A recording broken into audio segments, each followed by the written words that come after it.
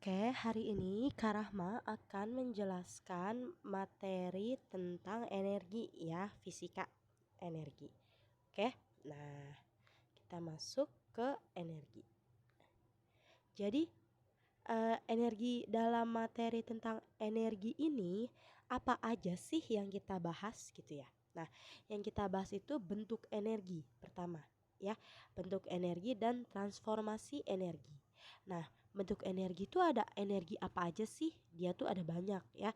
Ada pertama energi kalor atau panas gitu ya. Terus ada energi cahaya, ada energi kimia, energi otot, energi bunyi. Nah, kemudian ada nih yang menarik nih, energi mekanik ya. Nah, energi mekanik ini nanti ada dua, energi kinetik dan energi potensial.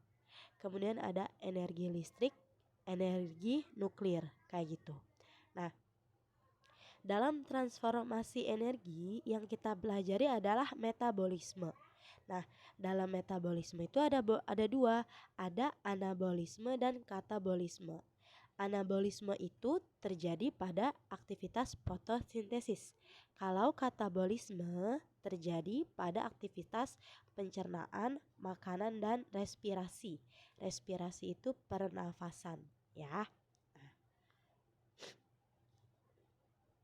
Kita masuk ke energi, ya. Energi itu apa sih pengertiannya? Jadi, energi itu adalah kemampuan untuk melakukan usaha atau kerja. Jadi, energi itu kemampuan untuk melakukan usaha atau kerja gitu ya. Nah, energi berasal dari bahasa Yunani artinya kegiatan atau aktivitas. Energi itu dalam satuan internasionalnya disebut sebagai, dinyatakan dalam satuan joule atau kalori, boleh ya. Nah, kalau SI-nya joule ya. 1 joule itu 0,24 kalori. Nah, 1 kalori itu 4,18 joule. Jadi kalau misalnya ada soal-soal konversi energi dari joule ke kalori atau sebaliknya bisa pakai catatan ini gitu ya. Nah, lanjut ke bentuk-bentuk energi.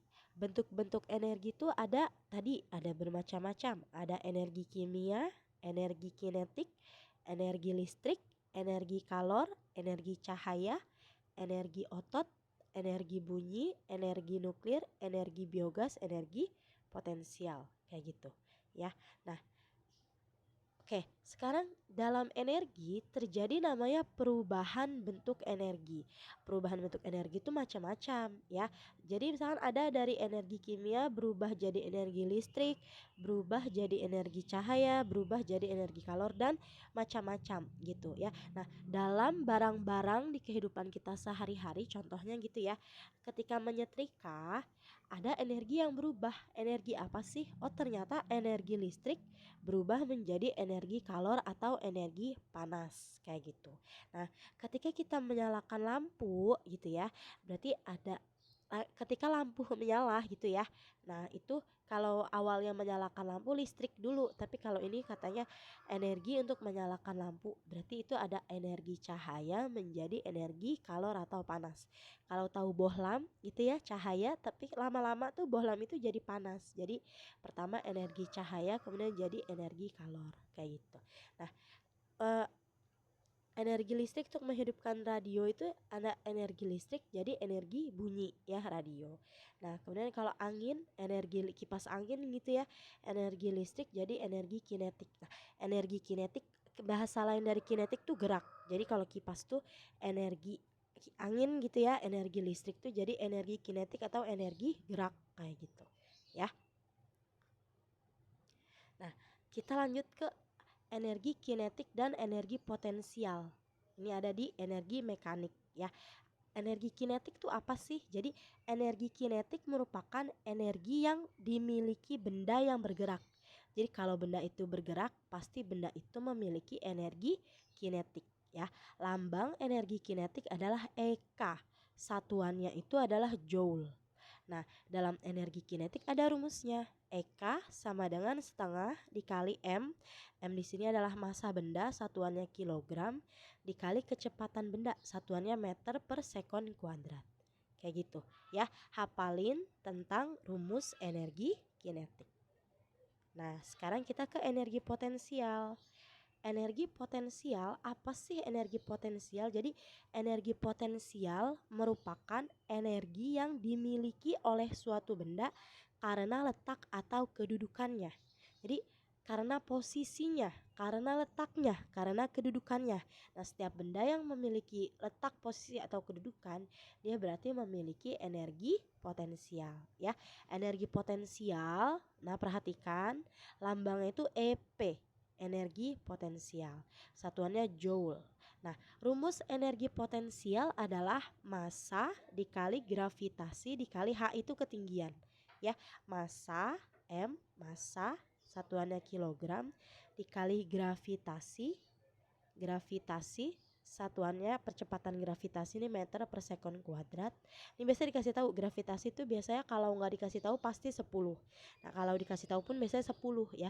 Gravitasi bumi, karena kita tinggal di bumi berarti gravitasinya 10 meter per sekon kuadrat ya, dan H-nya itu ketinggian dalam satuan meter kayak gitu ya. Hafalin rumus tadi energi kinetik dan energi potensial ini ya.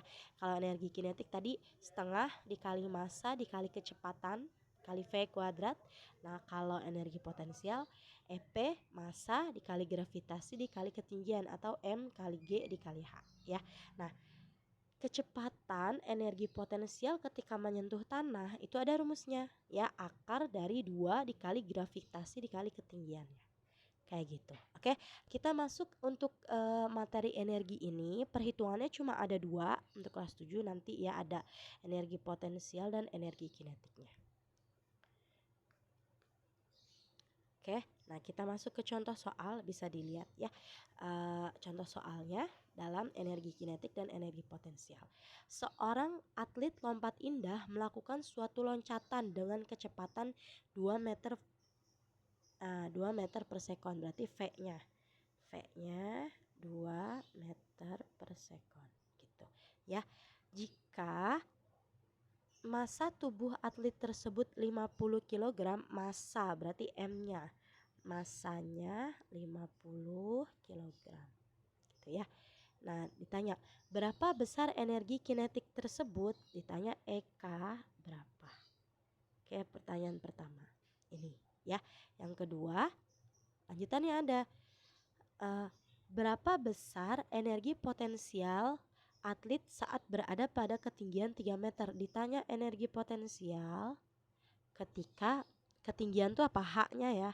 H-nya itu adalah 3 meter. 3 meter ya. Nah, gimana caranya? Kita jawab dulu yang Eka ya. Eka kita masukin rumusnya. Rumusnya apa tadi? Setengah dikali massa dikali kecepatan dikuadratin ya. Setengah dikali massanya berapa? 50 dikali kecepatannya berapa sih? 2 dikuadratin. Selalu yang dihitung kuadrat dulu ya. Nah, jadinya setengah dikali 50 dikali 4 gitu ya. 4 sama ini bisa dicoret 2, ini jadi 100. Berarti energi kinetiknya adalah 100 joule. Nah, gimana dengan energi potensial? EP rumusnya apa tadi? EP harus sudah dihafal ya.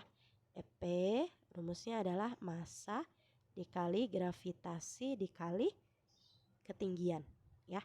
Massanya berapa kata dia? Massanya itu tadi dikasih tahu ya, di situ massanya 50 kg. 50. Nah, gravitasinya yang ini nih, 10 meter per sekon. Dikali ketinggiannya berapa tadi? 3 meter ya. 5 kali 1 kali 3 15, nolnya tambahin 2. Berarti 1500 joule. Ini contoh soal energi kinetik dan energi potensial ya. Kalau ada yang mau ditanya soal contoh-contoh soal lain boleh langsung tanya ke Rahma ya. Nah, ini contoh perhitungan energi kinetik dan energi potensial. Oke, bahasan kita masih banyak, belum selesai ya. Nah, kemudian sumber-sumber energi ya. Sumber energi itu tidak dapat ada sumber energi yang bisa diperbarui dan tidak dapat diperbarui. Nah, yang tidak dapat diperbarui ini contohnya apa aja sih? Bahan bakar minyak atau BBM, batu bara, gas alam ya. Itu yang energi-energi yang tidak bisa kita perbarui. Kemudian kalau sumber energi yang dapat diperbarui contohnya apa aja? Ada energi angin, air, matahari, dan pasang surut air laut. Jadi yang dapat diperbarui itu biasanya energi-energi alam karena banyak sumbernya. Jadi kita bisa cari gitu ya. Tidak bisa diperbarui ini bisa habis. Kalau energi yang dapat diperbarui ini yang tidak habis seperti itu. Ya. Nah, hukum kekekalan energi. Jadi energi itu tidak bisa dihilangkan atau dimusnahkan, tapi dia bisa dirubah. Nah, hukum kekekalan energi ini ada dalam energi mekanik. Energi mekanik ini rumusnya EK ditambah EP. Nah, kalau di soal tadi itu ditanya energi mekaniknya berarti tinggal jumlah aja ya. EK ditambah EP-nya. Kayak gitu. Oke, lanjut ke sini. Transformasi energi pada makhluk hidup. Jadi, makhluk hidup melakukan transformasi energi melalui proses metabolisme yang berlangsung di dalam sel tubuh. Nah, metabolisme itu berarti perubahan. Kalau anabolisme itu dia penyusunan molekul kompleks dari materi yang lebih sederhana, misalnya fotosintesis gitu ya. Jadi, dia anabolisme itu menyusun. Nah, kalau katabolisme itu dibongkar. Istilahnya ini dibangun, anabolisme itu membangun gitu ya. Kalau katabolisme itu membongkar. Jadi katabolisme itu proses pembongkaran molekul yang relatif besar menjadi lebih kecil. Contohnya pencernaan makanan dan respirasi. Jadi anabolisme terjadi pada fotosintesis, kalau katabolisme terjadi pada kita nih manusia, pencernaan makanan dan respirasi ya. Nah, fotosintesis itu apa sih Kak? Jadi fotosintesis itu pembentukan glukosa dari karbon dioksida dan air dengan bantuan cahaya matahari. Nah, yang melakukan fotosintesis itu tumbuhan ya. Nah, jadi tumbuhan itu akan tumbuh dengan baik ketika dia dapat karbon dioksida gitu ya. Maaf, ya karbon dioksida dan air kemudian dengan bantuan cahaya matahari. Jadi makanya kalau kita nanam pasti kita butuh pencahayaan yang cukup, air yang cukup gitu ya, dan udara yang bagus juga sesuai dengan kebutuhan si tanaman tersebut. Nah, ini proses fotosintesis itu ulangan dari tahun ke tahun hampir sering keluar, dihafalkan gitu ya. Jadi dia 6H2O. H2O ini air ya, ditambah 6CO2. CO2 ini karbon dioksida, tambah cahaya dan klorofil ya, ini proses dia menghasilkan. Nah, yang glukosa tuh mana sih? C6H12O6 ini glukosa. Menghasilkan glukosa dan oksigen. Jadi dihafalin, air tuh molekulnya yang mana? H2O. Kalau karbon dioksida yang CO2. Ya, cahaya dan klorofil dia tetap. Nah, ini istilah-istilah kimianya nih dihafal ya. C6H12O6 ini adalah glukosa. O2 ini adalah oksigen ya. Silahkan dihafal proses fotosintesis, biasanya sih titik-titik gitu. Nah, disuruh isi itu yang titik-titik tersebut gitu ya. Di sekolah biasanya dari tahun ke tahun sering keluar. Oke. Nah, pencernaan makanan. Jadi dalam mencerna makanan, makhluk hidup tidak bisa mengubah energi kimia menjadi energi yang dapat dimanfaatkan oleh tubuh. Jadi dia harus dicerna dulu. Nah, kayak gitu ya.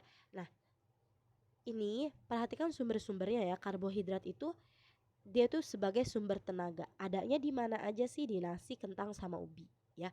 Kalau makannya tanpa karbohidrat biasanya larinya kurang kenceng, tenaganya kurang kurang kuat gitu ya. Jadi sumber tenaga itu ada di karbohidrat. Nah, protein itu untuk pertumbuhan otak dan tubuh, penting untuk pertumbuhan otak dan tubuh. Ada di mana aja? Ada di ikan, daging, dan telur ya. Kalau lemak itu dia eh, dia menjadi cadangan atau glukosa cadangan gitu ya, energi cadangan diubah menjadi glukosa saat tubuh membutuhkan energi. Jadi lemak itu kalau udah nggak ada nih, wah udah nggak ada nih karbohidratnya. Nah, misalnya lemak terpakai gitu ya, glukosa, dan dia bisa menjadi tenaga juga gitu ya. Contohnya ada di mana? Kacang tanah, keju, sama daging ya. Nah, ini kita bisa lihat ketika makan nasi, molekul organik dipecah menjadi molekul sederhana, diserap ke dalam darah, kemudian diedarkan ke seluruh tubuh. Oke, kayak gitu ya. Nah, respirasi itu apa tadi? Pernafasan. Jadi merupakan proses penguraian bahan makanan yang menghasilkan energi. gitu ya, mengubah energi kimia menjadi energi yang dapat digunakan langsung. Nah, ini kalau reaksi respirasi sel itu ada nih ya, C6H12O6 tambah O2, berarti ini apa nih? Tadi dihafalin tuh ya, dia mirip kayak apa? Fotosintesis tapi beda dikit, dia ada 675 kilokalorinya. Jadi energi yang dihasilkan proses respirasi digunakan untuk aktivitas makhluk hidup bergerak atau berbicara. Kayak gitu ya tentang respirasi. Oke, sekian penjelasan Kak Rahma tentang energi. Catatannya akan Kak Rahma kirim juga di grup gitu ya. Kalau ada yang mau ditanya silahkan bisa langsung tanyakan ke Kak Rahma. Kalau misalnya cukup penjelasan dari Kak Rahma ini, dari video ini, bisa langsung coba kerjakan latihan yang Kak Rahma kirim. Oke?